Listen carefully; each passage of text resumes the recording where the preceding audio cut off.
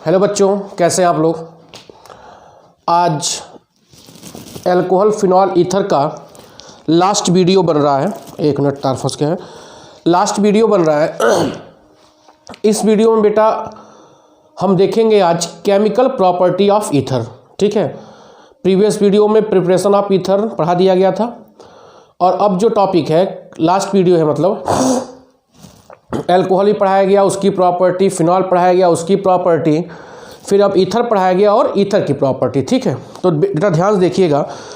आज हम लोग देखेंगे chemical property of ether. Chemical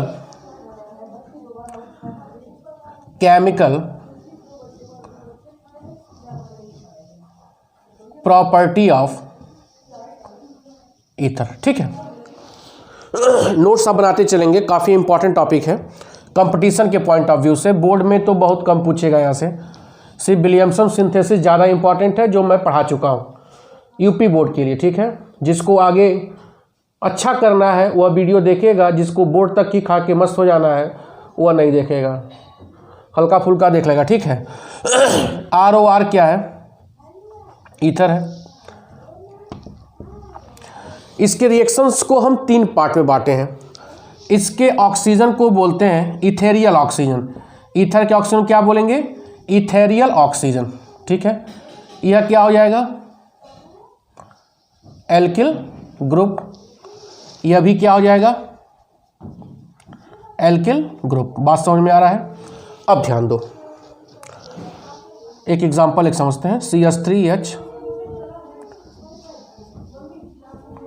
यही ना है। 3 पार्ट में रिएक्शन। पहला है reaction involving cleavage of CO bond. पहला रिएक्शन क्या होगा? यहाँ इसका क्लीवेज हम लोग करेंगे, तो reaction involving cleavage of CO bond. ठीक है, पहला ये देखेंगे। दूसरा क्या है? रिएक्शन ऑफ इथेरियल ऑक्सीजन, ये होगा इथेरियल ऑक्सीजन। दूसरा क्या होगा? इथेरियल ऑक्सीजन का रिएक्शन। ठीक है, तीसरा देखेंगे reaction of alkyl group. Reaction of alkyl group. ठीक है, तो 3 पार्ट में हमने इसके रिएक्शन को बांटा है। पहला है कि CO बॉन्ड के क्लीवेज के आधार पर कहाँ कहाँ इस पर क्लीवेज होगा, कैसे होगा, काफ़ी डिटेल देखा जाएगा। ये इथेरियल ऑक्सीजन का रिएक्शन जो बहुत महत्वपूर्ण नहीं है, छोटा सा है, और एल्किल ग्रुप का भी बहुत महत्वपूर्ण नहीं, एक ही रिएक्शन है। ठीक है, तो मेन आपका क्या है? Reaction involving cleavage of CO bond. बढ़ा जाए, आप इसको छापते रहेंगे और मैं छाप लेंगे, पॉज करके मिटा रहा हूँ मैं। ठीक है,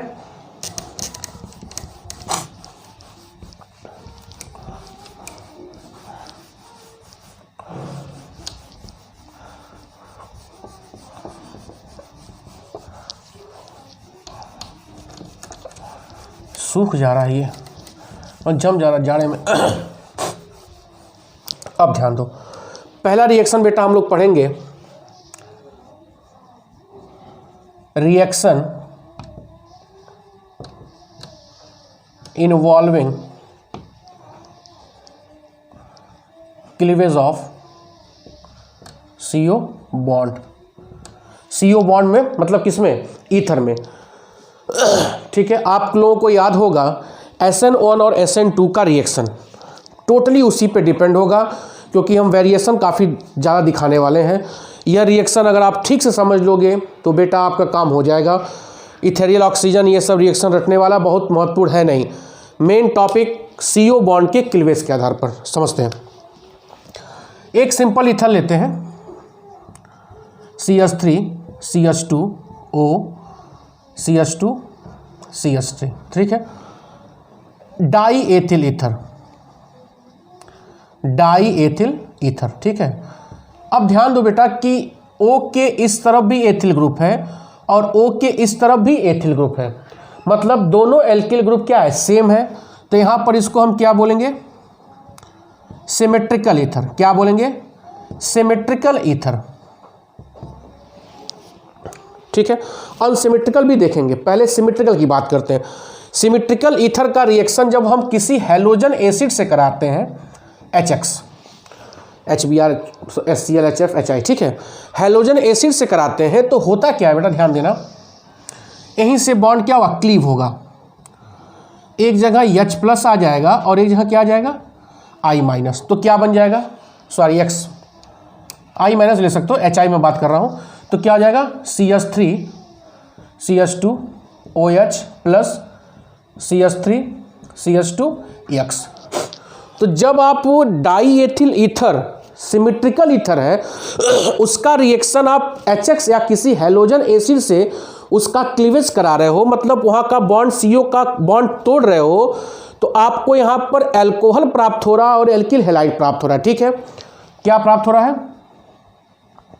एल्कोहल और एल्किल हैलाइड, क्लियर हो रहा है, एल्कोहल और एल्किल हैलाइड, ठीक है।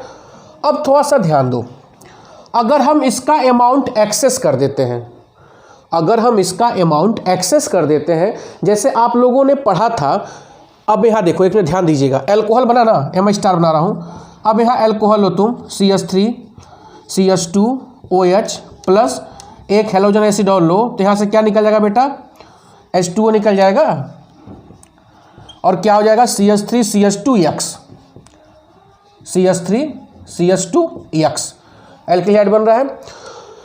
तो कहने का क्या मतलब है, आप समझो, एल्कोहल का रिएक्शन आपने इससे कराया तो एल्किल हैलाइड प्लस H2O निकला, यहाँ पर 1 मोल ले रहे हो आप, HX क्या ले रहे हो, 1 मोल, तो 1 मोल जब ले रहे हो तो एल्कोहल प्राप्त हो रहा है और क्या प्राप्त हो रहा है, एल्किल हैलाइड। अगर इसका अमाउंट आप एक्सेस करो, समझो, CH3 CH2O die ethyl ether लिया आपने, इसका 2 मोल ले लिया। अब देखो बेटा, जब 1 मोल लिए थे तो एल्कोहल बना था, अब आपने 2 मोल लिया, अब जैसे ही एल्कोहल बनेगा आपके पास रिएक्शन मिक्सचर में HX 1 मोल और है, तो आपको एल्कोहल नहीं प्राप्त होगा, 2 मोल यह प्राप्त हो जाएगा प्लस H2O प्राप्त होगा। नहीं समझ में आया, प्लस H2O, क्लियर हो रहा है। 1 मोल आपने लिया बेटा, एल्कोहल बनेगा, रिएक्शन सही है। 2 मोल आप जैसे ही लोगे तो यह एल्कोहल जैसे ही बनेगा, रिएक्शन मिक्सचर में देखिएगा भैया HX 1 मोल बचा है, और उससे रिएक्शन करके खट से फिर एक एल्किल हैलाइड बनाते हैं। तो कहने का क्या तात्पर्य है, बड़ा इंपॉर्टेंट रिएक्शन है ये, कि अगर हम डाई एथिल ईथर या किसी भी ईथर का HX के साथ क्लीवेज कराते हैं, तो अगर 1 मोल लेंगे तो एल्कोहल प्लस एल्किल हैलाइड बनेगा, और अगर 2 मोल लेंगे तो क्या बनेगा, 2 mole alkyl halide plus H2O। Clear हो रहा है, बोलो। एक एग्जांपल ले लेते हैं छोटा सा, यही same example, CH3 CH2O CH2 CH3 plus HI, excess लिखा रहता है, ठीक है, एक्सेस मतलब एक से ज़्यादा, तो क्या हो जाएगा, 2 CH3 CH2 HI बनेगा, 2 CH3 CH2 HI plus H2O। बोलो, क्लियर हो रहा है। 1 मोल लेंगे तो एल्कोहल प्लस एल्किल हैलाइड, 1 से ज़्यादा लेंगे तो 2 mole alkyl halide plus H2O। और इसका मैकेनिज्म देखते हैं, बढ़ा जाए भाई, पॉज करके छाप लीजिएगा, ठीक है।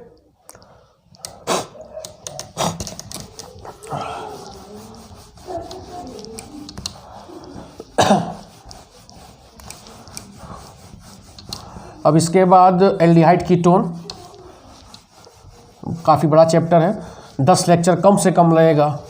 उसके बाद सरफेस केमिस्ट्री, फिर एल्किल एमीन, मतलब 20 फरवरी तक सिलेबस, 20 से 25 फरवरी तक मैं सारा सिलेबस ऑनलाइन ख़त्म कर दूंगा, ठीक है, निश्चिंत रहिएगा।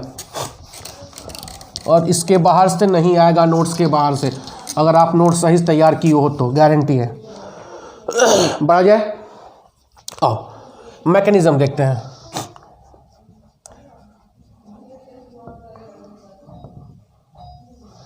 ठीक है, दोनों मैकेनिज्म देखेंगे, 1 मोल के साथ भी और 2 मोल के साथ। व्हेन HI टेकन इन 1 मोल, 1 मोल लिया गया। ठीक है, बढ़ा जाए, मैकेनिज्म बता रहे हैं। और देखते हैं बेटा, HI चाहे HX जो आपकी इच्छा हो, CH3 CH2O CH2 CH3। ठीक है, H प्लस कहाँ से आएगा,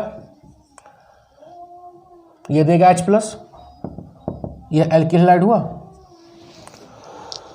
अरे सॉरी हेलोजन एसिड से H प्लस आएगा और यहाँ पे लोन पेयर है तो यहाँ इनके बीच में अट्रैक्शन होगा तो क्या बनेगा, प्रोटोनेटेड डाईएथिल ईथर बनेगा। देखो CH3 CH2O CH2 CH3 plus I minus मिल जाएगा आपको, यहाँ H हो जाएगा और यहाँ पर पॉजिटिव चार्ज। बोलो बेटा, इसको क्या बोलेंगे, प्रोटोनेटेड डाईएथिल ईथर। क्लियर है, प्रोटोनेटेड डाईएथिल ईथर, उसको उठाओ, प्रोटोनेटेड डाईएथिल ईथर को CH3 CH2O EH CH2 CH3, यहाँ पे पॉजिटिव है, यहाँ पर क्या है I माइनस। ठीक है, अब this reaction proceed through SN2 mechanism, this reaction proceed through SN2 mechanism. ध्यान देना क्यों ऐसा हो रहा है। अब यहाँ पर क्या होगा, इस बॉन्ड का टूटना मतलब H प्लस का रिलीज होना, इस बॉन्ड का टूटना H प्लस का रिलीज होना। एक मिनट रुको, उल्टा तीर बना दिया मैं। यह रिएक्शन किससे हो रहा है, प्रोटोनेटेड। अब देखो क्या होगा, अब जैसे यह बॉन्ड ब्रेक होगा यहाँ पर क्या आएगा, पॉजिटिव चार्ज डेवलप होगा, कार्बोकेटायन बनेगा और तुरंत ये क्या होगा, इसके पास अटैक करेगा। तो देखो CH3 CH2I CH3 CH2I plus CH3 CH2OH।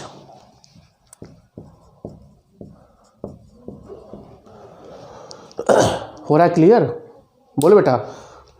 तो पहला स्टेप क्या है, प्रोटोनेटेड डाईएथिल का फॉर्मेशन, और जैसे ही प्रोटोनेटेड डाईएथिल बनेगा उस पर हैलाइड आयन, चाहे आयोडाइड हो चाहे ब्रोमाइड हो, यहाँ यह बॉन्ड ब्रेक होना और इसका अटैक करना, दोनों साइमल्टेनियस प्रोसेस है। मतलब यहाँ रिएक्शन किसके थ्रू हो रहा है, SN2 मैकेनिज्म। तो आपको एल्किल हैलाइड प्लस अल्कोहल प्राप्त हो रहा है, कब, जब आप 1 मोल ले रहे हो तब। क्लियर हो रहा है। दूसरा देखो, when HI is taken in excess amount। ठीक है, एक्सेस अमाउंट में जब हम HI को ले रहे हैं, क्लियर हो रहा है। 1 मोल लेंगे तो एल्किल हैलाइड प्लस अल्कोहल, एकदम दिमाग में एकदम मगप होना चाहिए, रटा जाना चाहिए। जब एक्सेस अमाउंट ले रहे हैं तो 2 मोल एल्किल हैलाइड बनेगा। ध्यान दो कैसे, सिंपल हो ये चीज़, उठाओ CH3 CH2O CH2, बोलो होगा, H प्लस कहाँ से आएगा, HI से। सेम पहला स्टेप क्या होगा, प्रोटोनेटेड डाईएथिल ईथर बनेगा, बनाओ CH3 CH2O EH CH2 CH3 plus I minus, यह क्या हो जाएगा, प्रोटोनेटेड डाईएथिल ईथर। ठीक है, सेम स्टेप यहां तक होगा। अब देखो यहां पर दिमाग लगाइएगा, क्लियर हो रहा है। अब दूसरा स्टेप भी सेम ही है, क्या होगा, I minus plus CH3 CH2O EH CH2 CH3 plus, यह बॉन्ड ब्रेक होगा और यह अटैक करेगा SN2 मैकेनिज्म से। तो CH3 CH2I plus CH3 CH2OH। अब आपको अल्कोहल प्राप्त हुआ। अब जैसे ही बेटा ये अल्कोहल आएगा, चूंकि यह एक्सेस अमाउंट में है, ध्यान देना तीसरा स्टेप, यह पहला यह दूसरा तीसरा ध्यान दो।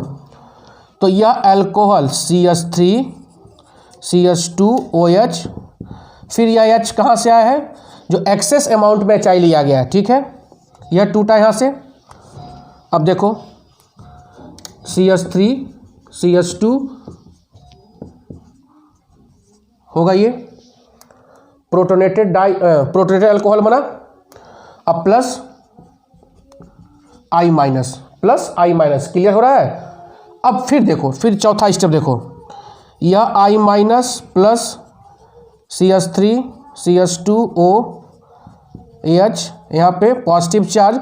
अब इस बॉन्ड का टूटना और इसका अटैक करना, यह भी क्या होगा, SN2 मैकेनिज्म। तो CH3 CH2I, CH3 CH2I plus H2O, तो 1 मोल आपको यहाँ प्राप्त हुआ और 1 मोल आपको यहाँ प्राप्त हुआ, और प्लस H2O। क्लियर हो रहा है, मुझे जहाँ तक लग रहा है क्लियर हो रहा होगा, ठीक है। जैसे अल्कोहल प्राप्त होगा तुरंत H प्लस कहाँ से आ गया है, एक्सेस अमाउंट में HI लिया गया ना, यह H प्लस फिर आएगा, फिर यहाँ पे अटैक होगा, फिर प्रोटोनेटेड अल्कोहल बनेगा, फिर प्रोटोनेटेड अल्कोहल पे I माइनस SN2 मैकेनिज्म से अटैक करेगा, फिर एक मॉलिक्यूल और क्या बन जाएगा, एल्किल हैलाइड। क्लियर हो रहा है। 2 सेकंड का दे रहा हूँ, जल्दी से पॉज करके छापो।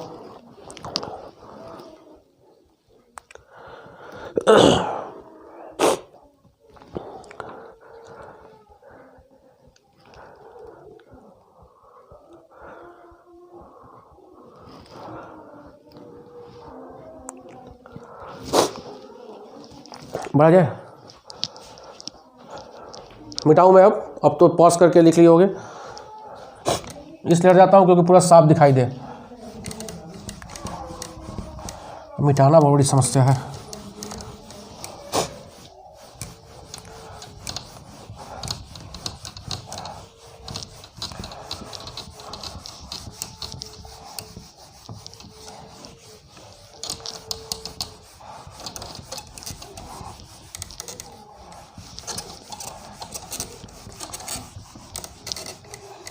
अब देखो, यह तो थोड़ा सिमेट्रिकल। अब आते हैं, एक सवाल ले लो, मान लो कहीं पूछ दिया तो कहोगे सर पढ़ाया नहीं है। THF टेट्राहाइड्रोफ्यूरॉन, ये भी डाई एथिल ईथर ही है, ईथर ही है, ठीक है।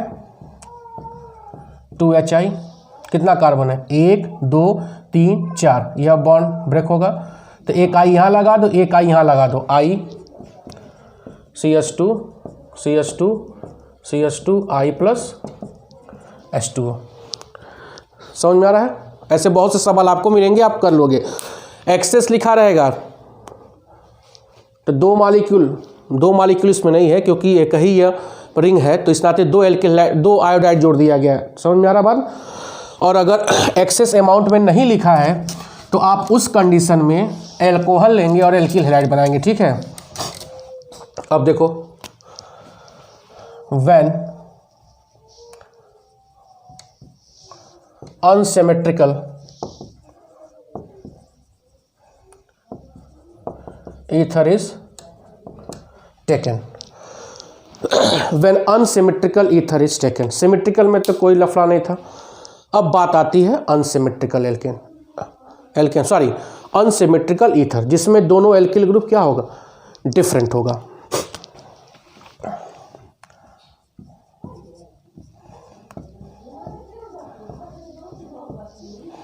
अनसिमेट्रिकल है,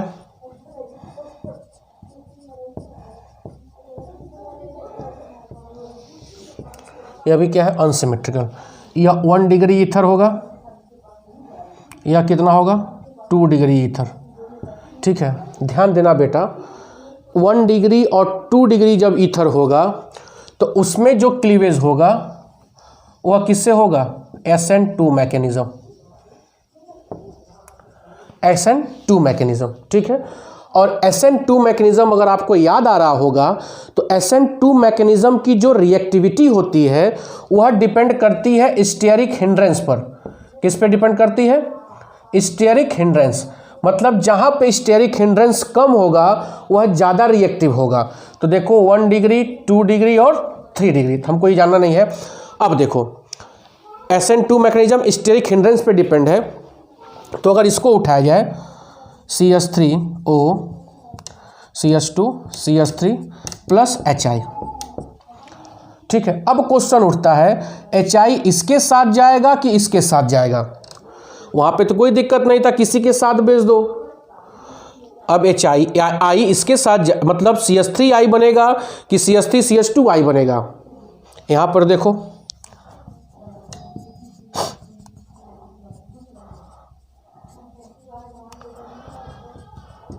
अब यहाँ क्या होगा, ध्यान दो, जब अनसिमेट्रिकल एल्कीन होगा तो जो छोटा एल्किल ग्रुप होगा उसके साथ हैलोजन जाएगा, क्या बनेगा, CH3I, और इसके साथ क्या जाएगा, H, CH2OH। यहाँ पर छोटा एल्किल ग्रुप ये है, इसके साथ क्या जाएगा, I जाएगा, और बड़े के साथ क्या जाएगा, H जाएगा, तो क्या बन जाएगा, CH3I प्लस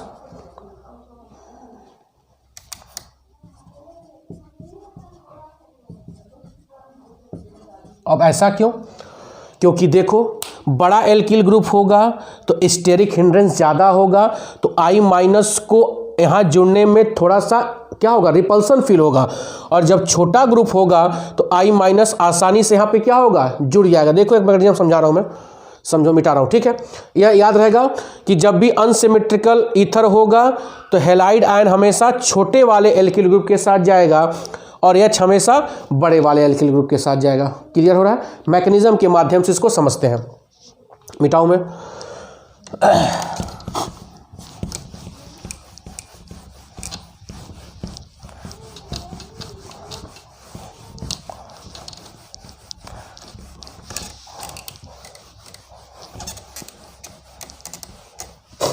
बढ़ा जाए, बोलो, ध्यान दो, कोई एक लेते हैं, CH3O CH2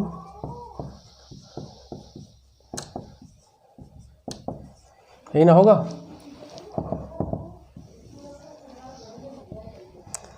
CH3O EH CH2 CH3, ठीक है। अब I माइनस, अब I माइनस यहाँ से अटैक करे कि यहाँ से अटैक करे, तो बड़ा जब एल्किल ग्रुप होगा तो वहाँ पे स्टेरिक हिंड्रेंस क्या होगा, बड़ा होगा, क्योंकि ये तो यहाँ भी इलेक्ट्रॉन है और बड़ा एल्किल ग्रुप के पास भी इलेक्ट्रॉन ज़्यादा होगा, तो उनके बीच में क्या होगा, स्टेरिक हिंड्रेंस। तो I माइनस हमेशा कहाँ से अटैक, यहाँ से यह बॉन्ड ब्रेक हुआ और यह यहाँ अटैक करेगा, इधर अटैक नहीं करेगा, क्योंकि यहाँ पर उसको क्या फील होगा, हिंड्रेंस फील होगा, अनस्टेबिलिटी ज़्यादा आ जाएगी, तो क्या हो जाएगा यहाँ पर CH3I plus CH3 CH2OH। Clear हो रहा है, कब, जब 1 और 2 डिग्री होगा तब वहाँ पे हम क्या लगाएंगे, SN2 मैकेनिज्म लगाएंगे। बात समझ में आ रहा है। लेकिन अगर 3 डिग्री एल्किल हैलाइड हो गया, अरे एल्किल हैलाइड क्यों निकल रहा है यार, 3 डिग्री ईथर हो गया, 3 डिग्री अगर ईथर आ गया तो वहाँ पर हम SN1 रिएक्शन लगाएंगे। क्या लगाएंगे, SN1। देखो कैसे, 1 और 2 डिग्री ईथर होगा तो SN2, और अगर 3 डिग्री ईथर होगा तो SN1, क्योंकि यहाँ पर जो इंटरमीडिएट बनेगा वह क्या बनेगा, 3 डिग्री कार्बोकेटाइन, 3 डिग्री कार्बोकेटाइन, जो कि हाईली क्या होता है, स्टेबल होता है। क्लियर हो रहा है, अब ध्यान दो, मिटा रहा हूं मैं,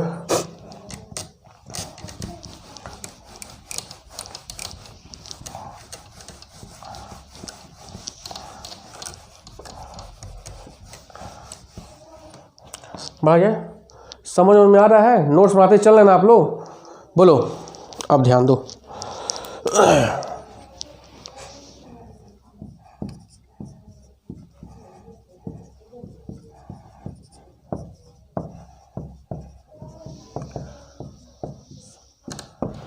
अब देखो, अब यहाँ पर 3 डिग्री आ गया, अब क्वेश्चन उड़ जाएगा कि सर I इसके साथ जुड़ेगा कि I इसके साथ जुड़ेगा। तो मेरा बेटा मैंने कहा है कि 1 और 2 डिग्री होगा तो SN2 से लेंगे, और जब 3 डिग्री होगा तो SN1 से लेंगे। अब आप खुद अभी देख लेंगे कि I कहाँ जुड़ेगा। आइए फिर मैकेनिज्म करते हैं। पहला स्टेप, ये सब बोर्ड में नहीं पूछेगा, सब कॉम्पिटिटिव पढ़ा रहा हूँ।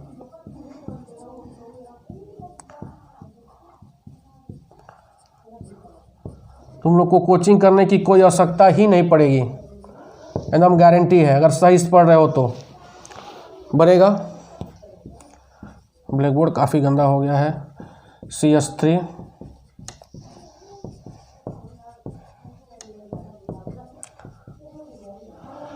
प्रोटोनेटेड ईथर बना, क्या निकल गया यहाँ से, H2O, H2O निकल गया और देखो क्या बन गया, CH3 CH3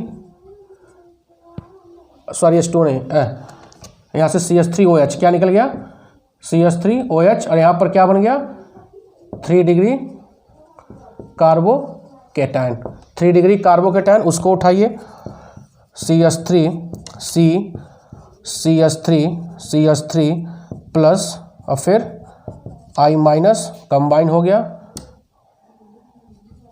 CH3 I, 3 degree एल्केहाइड बनेगा। समझ में आ रहा है। तो जब 3 डिग्री ईथर होगा तो I इसके साथ जाएगा और H इसके साथ जाएगा। समझ में आ रहा है। 1-2 डिग्री होगा तो छोटे वाले ग्रुप के साथ I जाएगा और 3 डिग्री होगा तो बड़े वाले ग्रुप के साथ I जाएगा। बोलो आगे बढ़ा जाए, छाप लीजिए इसको।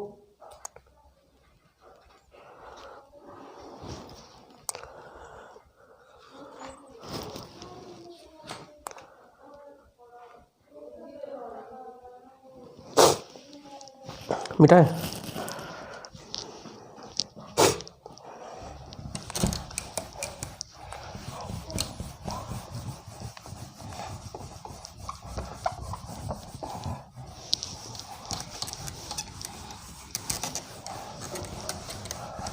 अब इससे ज़्यादा आपको नहीं पूछेगा, ठीक है। दूसरा रिएक्शन देखो, reaction of ethereal oxygen, reaction of ethereal oxygen, ठीक है। इथेरियल ऑक्सीजन पहला बहुत सब छोटा छोटा चीज़ है। रिएक्शन विथ एसिड H2SO4 चाहे किसी के साथ करो, ठीक है। तो ROR प्लस H2SO4, ठीक है। देखो क्या होगा, एक H यहाँ जुड़ जाएगा, ROR, यह प्लस मैं यहाँ दिखा रहा हूँ, HSO4 minus oxonium salt, oxonium salt क्या बनेगा, ऑक्सोनियम साल्ट। और उठाओ कितनों एसिड लो, कोई लो, ठीक है। HCl, H यहाँ आ जाएगा और Cl फिर उसके साथ RORH Cl minus oxonium salt of sulphuric acid, oxonium salt of HCl। समझ में आ रहा है, oxonium salt of sulphuric acid और oxonium salt of HCl। Clear हो रहा है। अब देखो यहाँ से बढ़ा जाए, एक और इसे देते हैं, reaction with air, reaction with air. तो परऑक्साइड बनाता है, देखो कैसे, CH3 CH2O, ठीक है, यहीं जुड़ जाएगा। देखो कैसे, CH3 CHO OH O CH2 CH3 die ethyl का परऑक्साइड। समझ में आ रहा है। मतलब चाहे इधर कोई O2 जुड़ जाएगा, O2 मतलब O जुड़ेगा, ठीक है ना। तो जब भी डाई एथिल ईथर किससे करेगा, ऑक्सीजन से रिएक्शन करेगा तो क्या बनाएगा, परऑक्साइड। जल्दी छापो, ये सब बहुत भयानक रिएक्शन है, ठीक है। मिटाओ आगे, पॉज करके छाप लेना।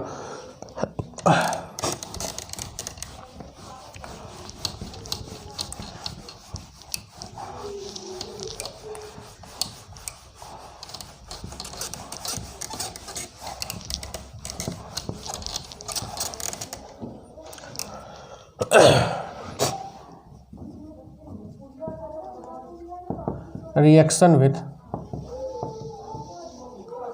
Electron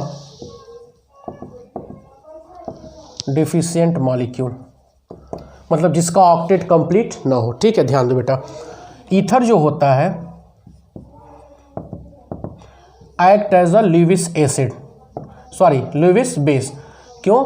because it has tendency to donate its electron, क्योंकि इसके पास लोन पेयर होता है। तो लोन पेयर जिसके पास भी होता है उसकी टेंडेंसी क्या होती है, इलेक्ट्रॉन डोनेट करने की टेंडेंसी होती है, इलेक्ट्रॉन डोनेट करने की टेंडेंसी होती है, और जो भी इलेक्ट्रॉन बेटा डोनेट करेगा वह किसकी तरह काम करेगा, लेविस एसिड की तरह काम करेगा। ठीक है, तो जैसे दो एग्जांपल, CH3 CH2O,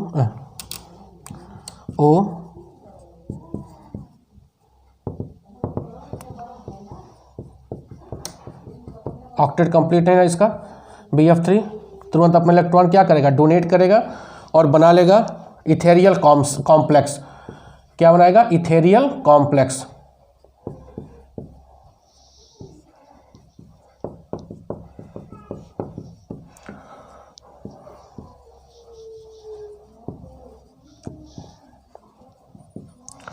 तो यह इलेक्ट्रॉन डोनेट कर रहा है, तो यह क्या हो जाएगा, लेविस बेस, और यह इलेक्ट्रॉन क्या कर रहा है बेटा, एक्सेप्ट कर रहा है, तो क्या हो जाएगा, लेविस एसिड, और यह कॉम्प्लेक्स हो गया, और यहाँ पर एसिड बेस का कॉम्बिनेशन हो गया, तो यह एक प्रकार का क्या हो गया, साल्ट हो गया।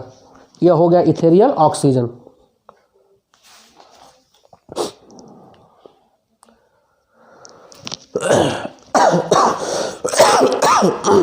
ठीक है बेटा,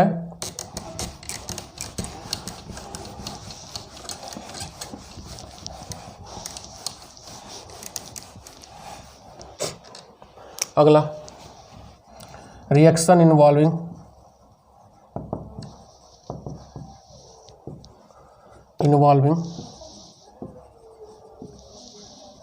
एल्किल ग्रुप। ठीक है, CH3 CH2O हैलोजिनेशन करेंगे इसका। ठीक है, अब इसका रिएक्शन Cl2 से करा रहे in the presence of light, तो यहाँ से H और यहाँ से एक Cl क्या निकल जाएगा, HCl क्या बन गया, CH3 CH2O CH Cl CH3 1 chloro diethyl ether. समझ में आ रहा है। फिर इसका फिर कराएंगे halogenation in the presence of light, फिर यहाँ से एक H और यहाँ से एक Cl क्या निकल जाएगा, HCl CH3 CH ClO CH Cl CH3। अब इसका नाम क्या आएगा, 1 dash die chloro diethyl ether. समझ में, तब तक कराएंगे जब तक कि पूरा हाइड्रोजन हैलोजन से रिमूव ना हो जाए।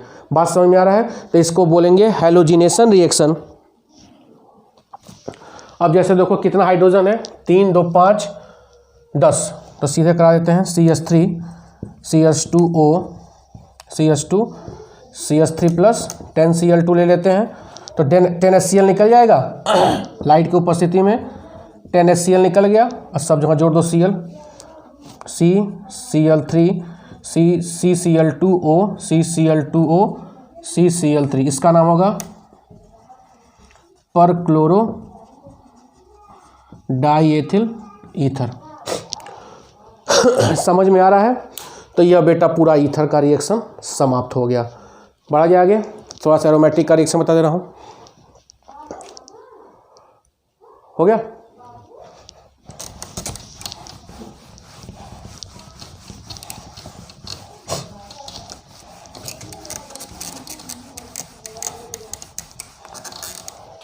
इसका एरोमेटिक कंपाउंड क्या होता है, OCH3।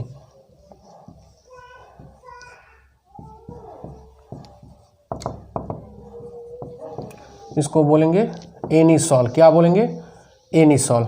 इसका रेजोनेटिंग स्ट्रक्चर खींचो, ड्रॉ करो।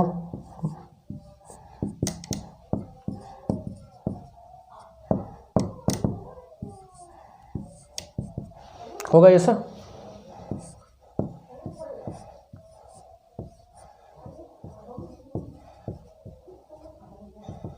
यहाँ पे निगेटिव बोलो, फिर यहाँ जाएगा, फिर यहाँ पे जाएगा,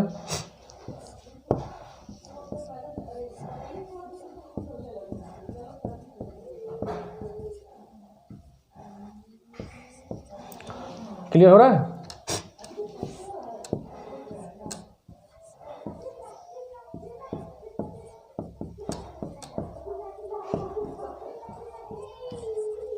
हाँ, तो इससे क्या कंफर्म तुमको हो गया कि बेटा जो OCH3 ग्रुप है वो आर्थो पैरा डायरेक्टिंग ग्रुप है। आर्थो पैरा डायरेक्टिंग ग्रुप है। ठीक है, तो कहने का क्या मतलब है, अगर यही मैं लिख दे रहा हूँ,